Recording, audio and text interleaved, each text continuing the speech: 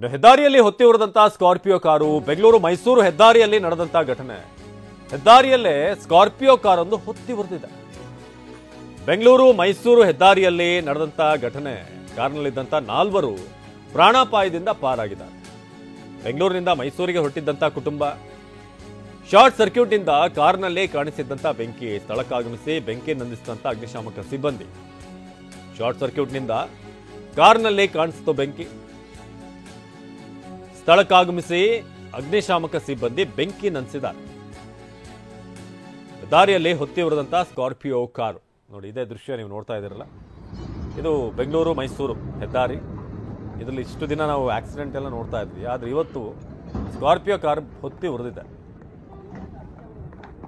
ನೋಡಿ. ಇದು ಬೆಂಗಳೂರು ಮೈಸೂರು ಹೆದ್ದಾರಿ. ನಂತರ ಕೂಡಲೇ ಫೈರ್ ಬ್ರಿಗೇಡ್ ಅವ್ರಿಗೆ ಫೋನ್ ಮಾಡಿದ್ದಾರೆ.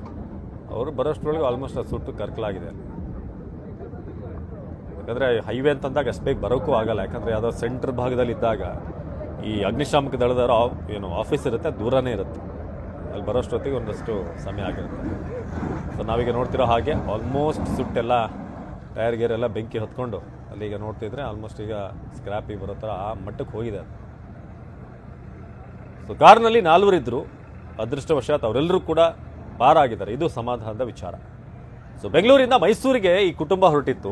ದಾರಿ ಮಧ್ಯೆ ಇದ್ಕಿದ್ದ ಹಾಗೆ ಕಾರಲ್ಲಿ ಬೆಂಕಿ ಕಾಣಿಸ್ಕೊಂಡಿದೆ. ನಂತರ ಲೆಫ್ಟಿಗೆ ಹಾಕೊಂಡಿದ್ದಾರೆ ಗಾಡಿನ. ಆದರೆ ಇನ್ನೇನು ಆ ಬೆಂಕಿ ನಂದಿಸ್ಬೇಕು ಅನ್ನುವಾಗ ಗಾಡೀಲಿ ಹೆಚ್ಚೇನು ನೀರು ಇರೋದಿಲ್ಲ. ತುಂಬ ಬೆಂಕಿ ಹತ್ಕೊಂಡಾಗ ಈ ಕುಡಿಯೋಕ್ಕೆ ಇರುವಂಥ ಬಾಟ್ಲೆಲ್ಲ ಸಾಕಾಗಲ್ಲ. ಸೊ ನಂತರ ಕಂಪ್ಲೀಟ್ ಆಗಿ ಸುಟ್ಟು ಕರಕಲಾಗಿದೆ.